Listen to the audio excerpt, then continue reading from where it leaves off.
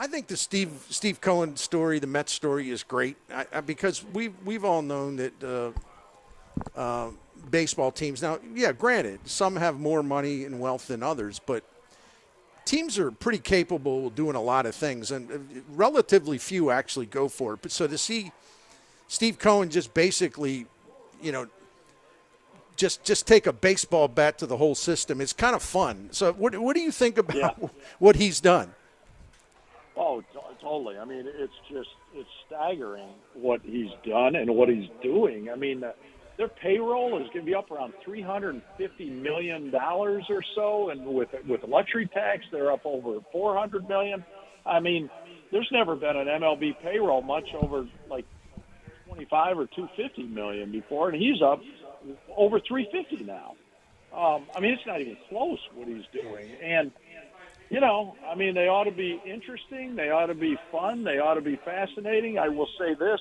If you're a fan, and I said this back in the George Steinbrenner days, a lot of people hated the Yankees, hated Steinbrenner.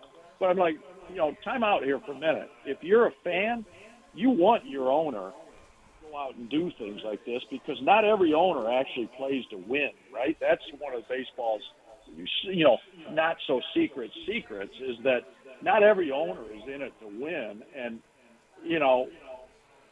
with all the revenue coming into the game, and it's starting to get back to pre-pandemic revenue streams, it gets fans talking. I mean, how many people today are paying attention to baseball, 3 days before Christmas or wherever we're at? That's right. Yeah, good point. Really good point.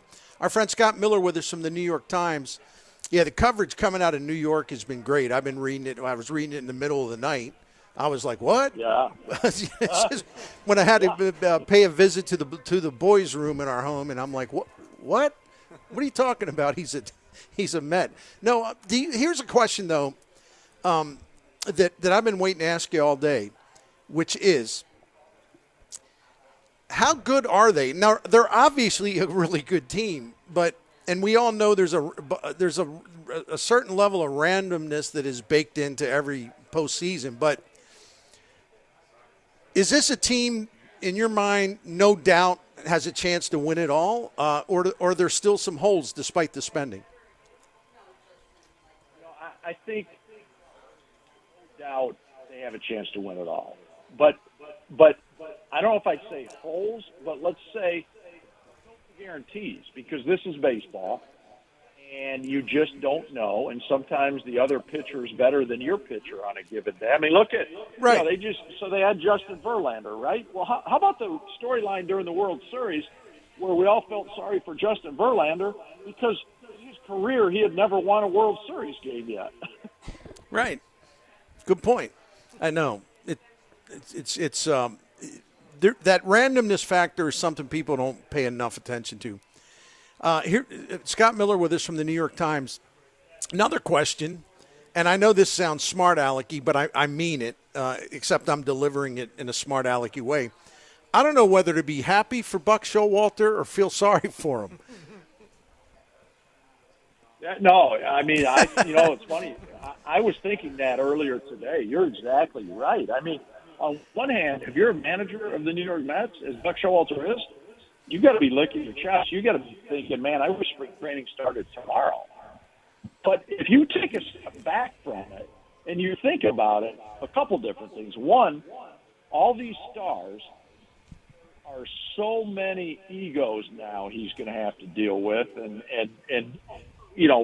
from Francisco Lindor to Carlos Correa to Justin Verlander to Max Scherzer, who, by the way, those two, when they were teammates in Detroit, one like they were mortal enemies, but no secret, Verlander and Scherzer are not exactly buddies. So you've got to deal with these egos, but even more than that, you have the expectation factor, and you're in New York where the expectations have a tendency to soar higher than maybe in any other city in the country. And you could just see it already. If the first week of the season, if all of a sudden the Mets start 2-4, immediately Buck Showalter is going to start hearing it. Yeah. Plus the way they, again, it's postseason randomness and momentum, but the way they went out after winning in 101 games last year, 3 and done. Yes. I mean, it wasn't – they played one more game than the Cardinals did. So, and the National League East, and you mentioned people buzzing about baseball, and it's good. It's good for the game.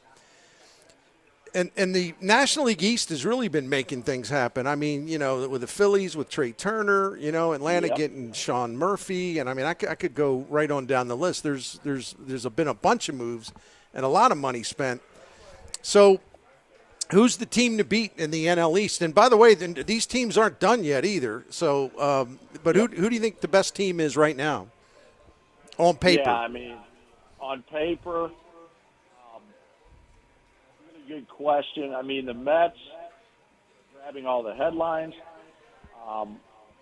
Phillies played in October, and the way they molded under Rob Thompson, it's hard. Somebody other than the Phillies are the best. I mean, Aaron Nola, Zach Wheeler in the rotation. They signed Taijuan Walker as a free agent, who, of course, was a Mets cast-off. He was with the Mets last year.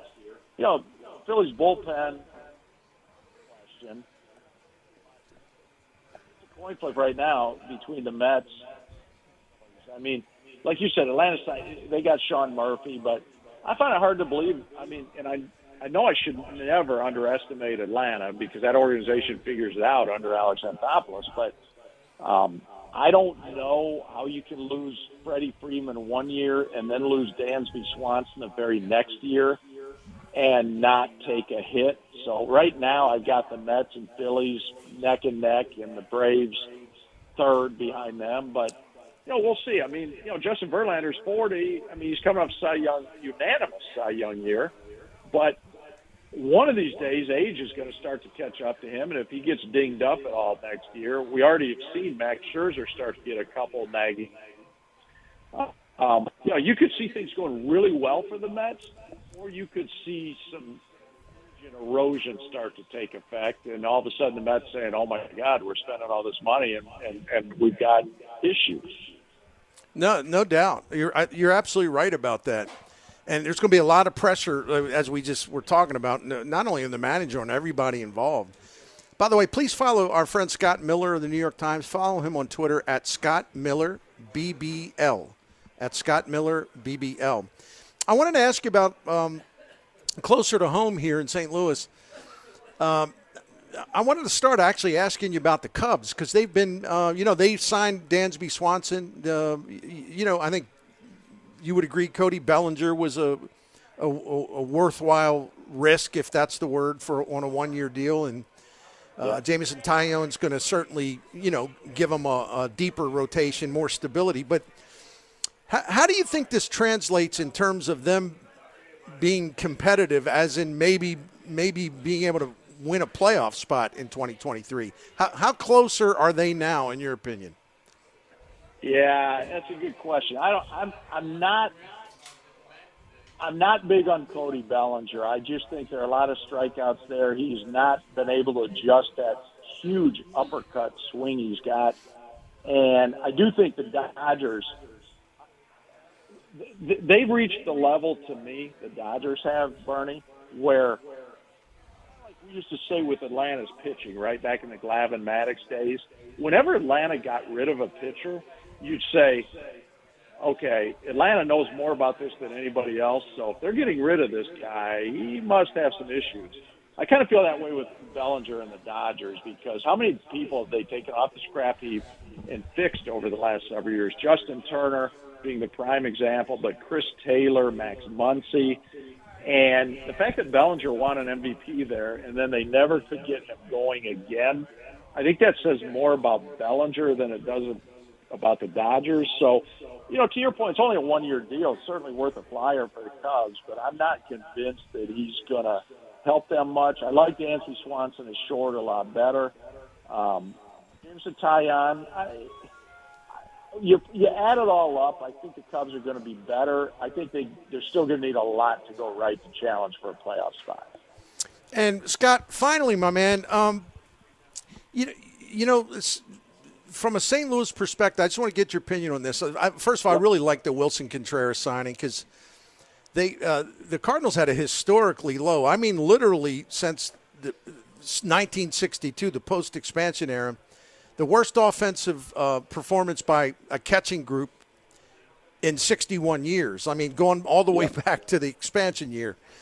So he'll provide a tremendous upgrade, and they have a lot of other guys that can do DH, and I think they're going to be fine offensively. Maybe I don't know.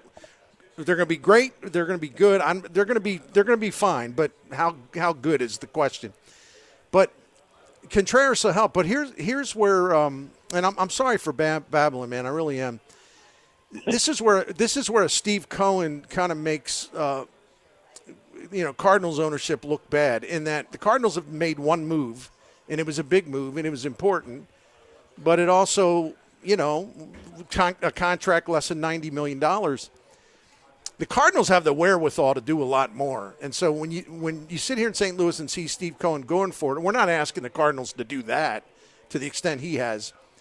The Cardinals have been really comfortable, and that's one thing that's a good thing because they're confident in what they're doing, but there are times I think they need to get out of their comfort zone, and this is one of those times. So I gave my speech because I wanted you to set it up for us to give you your opinion on all of that. Should the Cardinals be more aggressive given the fan support and revenue totals? Yeah, I mean, there's an argument to be made that the answer is yes, no doubt about it. I like you said, the Cardinals, I mean, there's one of the most respected organizations in the game. I don't have to tell you that. I don't have to tell St. Louis fans that. A lot of people admire what they're doing, but at the same time, in an organization that is going to contend in their division every year and maybe win their division more often than not. But at the same time, I mean, it's like all those years back when the Yankees dynasty was going under Derek Jeter and Mariano Rivera and Jorge Posada. When the Yankees were winning every year, that made everybody else in the American League, especially, but in baseball, but especially the American League and especially the Red Sox. So, okay, the Yankees set the standard. We have to build a team. If we want to win a World Series, it's going to be able to beat them. That's right. That's how I look at it. To win the division. Yeah. They build a team to win the division, but when you watch what the Mets are doing, what the Padres are doing, what the Dodgers have done, and the Cardinals don't make that many moves, it's like, okay, you can win the division, but can you really play deep into October? And you have to say right now, well, not unless a lot of things go your way, both on your own club and some things go negative on some other clubs. Yeah, and that's right. Because with the expanded playoffs, winning the division is still important. I don't think it's as important as it was very recently because there's now another way in. But to me, it's like the Cardinals got to start looking at this thing more like, okay, how do we measure up against the Cubs and the Brewers? More like, well, how do we measure up in a potential meeting against the Dodgers, the Padres, the Mets, the Braves? Phillies. I'm leaving some. Yeah, the Phillies. Yeah, I mean, they sort of have to reset the parameters a little bit. It's going to be interesting to see. I do think, Scott, that the Cardinals could be really dangerous in mid to late July if they need a really, really good starting pitcher because they have so much prospect capital to trade. So they could be a big-time player in season as opposed to the rest of the offseason. Yeah, and I mean, I do think that's also an important point to remember right now in the dead of winter is that, there are two avenues, two times of year to improve your team. And sometimes smart with your money right now, knowing you're going to have some resources and you're going to use those resources at the trade deadline in July. Sometimes, when you have a good team, it's better to let's go into the season with that team, and then we'll assess what's working and what's not, and we'll fix what's not working in July. And that also, that's a reasonable tack to take. Scott, I appreciate your time. Thanks for listening to my long-winded questions, but I like to do a thorough setup before we get your opinion. And Merry Christmas to you and your family. We'll talk I don't know, maybe before spring training or so. But happy New Year to you as well. And I can't believe spring training's right around the corner. Time's flying fast. We'll all be enjoying spring training stuff soon. We will. And same to you. Merry Christmas to you and your family, Bernie. Take care. Always a pleasure. And we'll talk soon, my friend. All right. That's our longtime friend, great baseball writer, Scott Miller. Really enjoyed him all those years at CBS Sports. And, of course, he wrote for the national baseball columns for Bleacher Report. Hooked on here with the New York Times a while back. Does a good job for them. I'm a subscriber. Love seeing their pieces. They really like their baseball writers. That's probably the number one reason why I'm a digital subscriber. They do a good job covering the New York scene and national scene. And they do a really good job covering the NFL as well. When we return here on the Bernie Show, but before we do that, because I like to take care of some business, as we like to say, right? I want to tell you about my friends, and they are my friends. They really are, at Paramount Jewelers in beautiful Maplewood. And Maplewood is actually beautiful. I love that neighborhood. Man, you can shop down there at Paramount Jewelers, right there where you see the neon sign, the iconic neon sign. And there's so many good places to eat and hang out. So if you don't do it between now and Christmas, and they're going to be open until 7 o'clock tonight, Thursday night, Friday night, and Saturday on Christmas Eve they'll be open until 3 p.m. But you got plenty of time. They have so much in there. I was there Saturday at Paramount Jewelers in Maplewood, right there on Manchester. They have so much inventory. They have so many beautiful things for you to look at. Having an option or having choices, having many great choices is not going to be a problem for you, because Paramount Jewelers is just gorgeous, and just anything you can imagine, you can find. And while they don't have the time to do it, obviously, now, because we're right just about at Christmas, they do a beautiful job of restoring precious pieces that have been passed down in your family, for example, generation to generation, something that holds tremendous sentimental value, maybe something that belonged to your mom or your grandparent, things like that. And they can restore it and make it more beautiful than ever without losing the original splendor of it all. And, of course, they do at Paramount Jewelers, too. They'll make a piece custom-made just for you, depending on what you really want. If you don't see what you want, they'll ask them about designing a piece for you. They're great at it. And it's an enthusiastic, knowledgeable, very experienced staff. They love doing that kind of thing. They love making you happy. So it's about one of the friendliest places I've ever seen as far as when you're going to go shopping for jewelry, because they just love what they do, and it shows as soon as you walk in the door.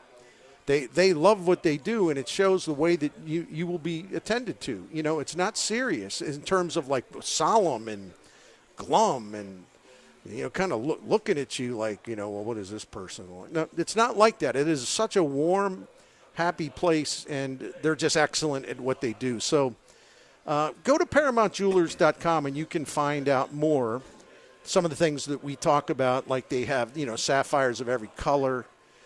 They have a line of opal, which is a unique gemstone. I saw some of that the other day, just gorgeous. And they have contemporary jewelry, antique jewelry, a vast stock of pearls, both exotic and cultured, and engagement rings. Whenever that time comes for you, just remember Paramount Jewelers. They'll work with you, and they'll be able to show you a lot of wonderful things. So it's Paramount Jewelers, and again, open till 7 tonight, Thursday night, Friday night, and 3 o'clock on Christmas Eve. If you want more info to just check it out, a little scouting in advance, go to ParamountJewelers.com. Before we say goodbye, all right, to Dave Solomon, Texas.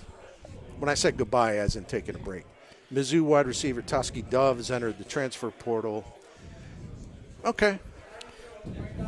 They're in, they're out, they're in, they're out. It really is that kind of. This will disappoint people because I'm sure maybe in some circles the transfer portal's a kind of an exciting thing. It's an adventure. It's this, it's that. It's like, oh, who transferred now? Who's coming in? Who's doing that? The whole thing bores the hell out of me. So I just, when you all decide, then we can say, well, here are the winners and losers. Here's what Mizzou lost, and here's what they gained. Did they come out ahead? Illinois, same thing. But this constant play-by-play, and I'm being facetious here, but I tell you what, in a year or two, I won't be facetious when I say, by the time we spend talking about who transferred where, that player may have transferred again within 5 minutes. It's true. It's boring as hell, and that's why I love to see what happens when you actually start to play the sport. The competition begins. Because it's not just the transfer portal, which is very irritating, but it's also, let's face it, it's also recruiting. And it's also, oh man, he got a 4-star quarterback. Oh, look what they say about him, what he did down in Georgia. This is amazing. I can't believe Mizzou got a guy like that. This is incredible. What did he take, 3 snaps against New Mexico State or something like that? And listen, I know Sam Horn still has a chance to be really, really good, but Dave Matter made a really good point the other day. Gary Pinkel exposed just in a way how stupid the whole recruiting thing is in terms of the ratings, not the actual active recruiting. Right. How many guys did Gary Pinkel's program put in the NFL? I can actually look it up. Not this moment, but I can look it up. Yeah. A lot. First rounders, too. How many quarterbacks did he put in the NFL? And I know that they're not going to be going to the Hall of Fame. How long has Chase Daniel played in the league? How long has Blaine Gabbert played in the league? Brad Smith played in the league. Who am I leaving out? James Franklin played in Canada. He did, and he made good money there. Yes. So did any of these recruiting services ever rave about Gary Pinkel's recruiting? No, they did not. He recruited his tail off. He was a great recruiter because he and his staff could identify talent. They had a good eye for it. And they also knew how a guy would fit in the kind of systems they ran, right? He was great at picking out D linemen, wasn't he? Yeah, quarterbacks, the whole bit. Running backs, on and on and on. So, all the huffing and puffing about recruiting. Oh, they're right. In fact, if you want to know, I can tell you, just for the record, as of this mid-afternoon, Mizzou at 24/7 Sports was rated 32nd overall, their high school recruiting, and Illinois was 43rd. ESPN ranks the Tigers 40th. ESPN ranks Illinois also 43rd. And the Tigers are generally rated 10th, 11th right now in the SEC. So I don't know what to tell you. So if you're one of the recruiting honks, and your whole life evolves around this, and I'm being just a jerk saying that. Well, you would say, oh man, see, that's got to get rid of Drinkwitz. He recruited great last year. Now they're slipping. Well, if he recruited so great last year, where were the players on the field? Yeah. It's just. And I know as players evolve, some coaches prefer to bring them along a little slowly. I'll be honest with you. In this day and age, I think that's incredibly stupid. It's almost like the Cardinals thinking it's still 1996 or something. With this transfer portal, if you recruited some players out of high school you're really excited about, I'm not saying you play them from day one and you play them all game and all that. No, I'm not saying. But you better get them on the field because – you're just going to give them a reason to leave and go transfer to go play for Dion or something, right? It's 100% accurate. So I don't understand that about Coach Drink. I'm sorry. Go ahead. The thing about for today, and I was kind of like you. I'm scouring through list, and I went through Illinois and I went through Missouri, and I was going, oh wow, look at Illinois. They got a whole bunch of kids out of the state of Florida, and then I went through Missouri. I go, okay, we got a couple kids locally. We got kids from Texas. We got a kid from here, and there. The reality is, Bernie, I go. 5 to 10 of those kids will play more than 2 years here, and the rest of them will transfer somewhere else. Or they'll just some of them won't play at all. Just fade away or whatever. Yeah. Sometimes it doesn't work. There's injuries. Yeah. Sometimes you feel bad for these kids. A coach will mislead them. or it just doesn't turn out to be a fit. They lose their joy of playing. They don't want to. They're not as consumed by it. They get hurt. They get a concussion. They tear up a knee. I mean, there's all kinds of things go wrong. You're right. The survival rate, and the survival rates might be a harsh term, but the rate of guys that you can count on being there for 4 years and being good. I mean, I don't know, man. Good luck. And there used to be 10 years ago, wow, this kid's going to be here 4 years. He's going to be great in 4 years. Well, that's not reality anymore. You'll be lucky. You'll be lucky. Like Dominic Lovett finally blossomed this year. He gone. He hasn't made his decision, but he's gone. Yeah. You know, and I'm not saying that's not necessarily a bad thing I'm saying about the kids. That's the rules, man. And they get an opportunity to better themselves somewhere else. No doubt about it. No doubt about it. We are live at Friendly Sports Bar and Grill. We're into the 5 o'clock hour down here in South County, Bayless and 55. We got some sandwiches on the table. We got some other things to snack on. We've got a lot of nice people hanging out, enjoying just being in a place that really is friendly and really relaxed, really comfortable, you know, and all kinds of games of chance, all kinds of what you call arcade games, all kinds of TV sets, walls of TVs, multiple walls, and good quality TV, flat screens, great pictures. We can, you know, I'm looking in the bar and seeing 3 other screens. I mean, it's just where we're sitting now looking straight ahead, 1, 2, 3, 4, 5, 6, 7, 8 screens, one behind us. And Denny, who runs Friendlies, has got every sports package you can think of, so you're not going to miss anything. Let's take a quick time out. When we return, I'm doing an ad hoc thing real quick about who are – Steve Cohen has spent $800 million this year on that includes the entire contract, right? Right. Not just for 2023. So his spending spree and the payroll when you add the tax to it, which is severe, you know, is close to $500 million, believe it or not. I mean, I think there have been some underestimates of that. Because I looked at it and, went to some contract sites, and the best I can tell, his actual 40-man payroll right now, before taxes, is about $384 million. And then there's $111 million of taxes that will be applied to the Mets. So he's sitting here just for 2023, sitting here at just under $500 million. And I'm laughing because it's just hysterical. I mean, he wants to win bad. All right.